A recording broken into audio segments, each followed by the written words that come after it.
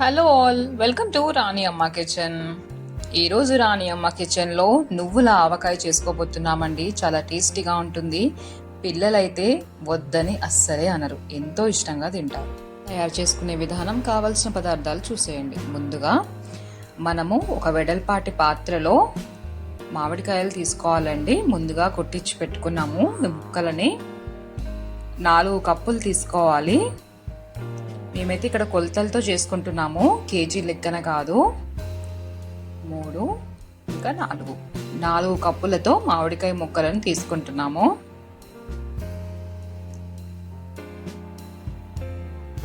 ఇప్పుడు ఇందులో ఆవపిండి వేసుకుందాము.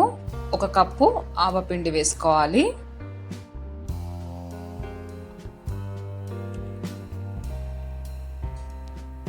ఇప్పుడు ఇందులో నువ్వుల పొడి వేసుకోవాలండి. నువ్వులు పొడి అంటే ముందుగానే నువ్వులు వేయించి పెట్టుకొని పొడి కొట్టుకొని పెట్టుకోవాలి.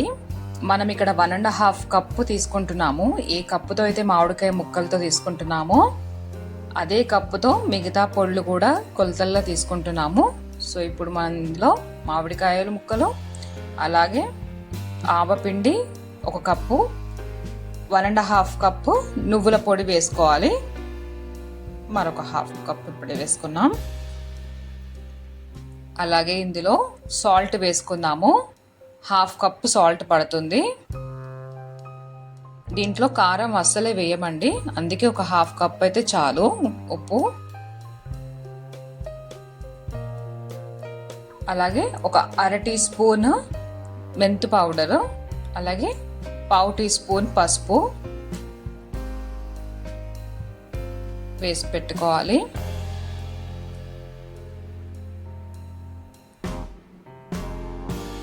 అలాగే పొట్టు తీసి పెట్టుకున్న వెల్లుల్లిపాయలు మీకు ఎన్ని కావాలంటే అన్ని వేసుకోవచ్చు. మేమైతే ఇక్కడ ఒక 1/2 కప్ వరకు తీసుకున్నాము. సో ఇప్పుడు ఇవన్నీ బాగా కలుపుకుందాము ఒకసారి. చాలా టేస్టీగా ఉంటుందండి. రైస్లో కానీ బ్రేక్ఫాస్ట్లో కానీ ఎంతో రుచిగా ఉంటుందండి. పిల్లలైతే మరీ ఇష్టంగా తింటారు. సో ఇలా బాగా కలుపుకోవాలి, అన్ని ముక్కలకు పట్టేలాగా. నువ్వులు పొడి కొట్టుకున్నాక కొంచెం కాస్త ముద్దలాగా అనిపిస్తుందండి, చూసి కలుపుకోవాలి.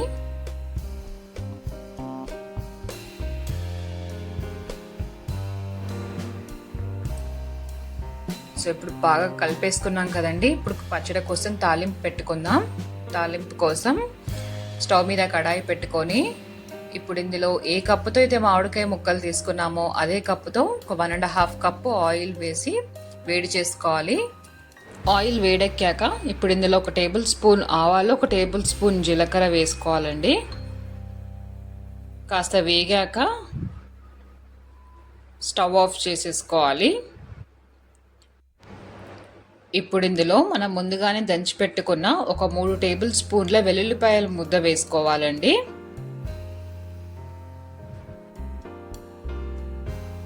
నూనె వేడికి వేగిపోతుందండి.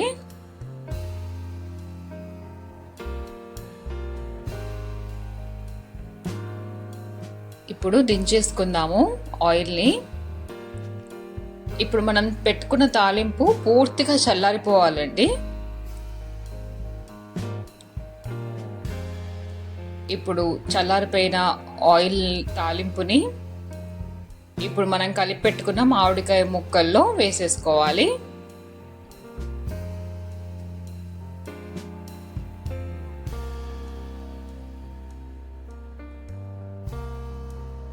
అంతే. ఇప్పుడు బాగా కలిసేలాగా కలుపుకోవాలండి.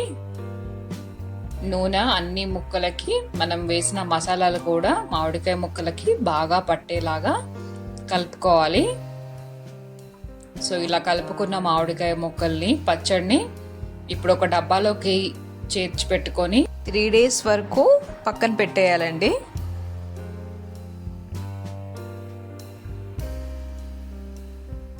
తడి అంటకుండా చూసుకోవాలి పచ్చడికి. ఒక 3 days తర్వాత దీంట్లో ఒకవేళ సాల్ట్ మీకు తక్కువ అనిపిస్తే అప్పుడు అడ్జస్ట్ చేసుకోవచ్చు. చూసారా 3 డేస్ తర్వాత తీసి చూసామండి. నూనె ఎలా పైకి తేలిందో ఇలా పైకి తేలాలి. అప్పుడే పచ్చడి ఎక్కువ రోజులు నిల్వ ఉంటుందండి. సో ఈ స్టేజ్లో మనం ఒకసారి రుచి చూసి సాల్ట్ ఏమైనా తక్కువ ఉంటే అడ్జస్ట్ చేసుకోవచ్చండి. ఇప్పుడు తప్పకుండా ట్రై చేయండి నువ్వుల ఆవకాయ పచ్చడి. అస్సలు మిస్ చేయకండి. పిల్లలైతే ఎంతో ఇష్టంగా తింటారు. మీరు తయారు చేశాక టేస్ట్ చూసి చెప్పండి ఎలా కుదిరిందో కమెంట్స్లో తెలియచేయండి. మరిన్ని మంచి రెసిపీస్ కోసం రాణి అమ్మ కిచెన్ని సబ్స్క్రైబ్ చేయండి, లైక్ చేయండి, షేర్ చేయండి, అలాగే కమెంట్ చేయండి. Thank you all.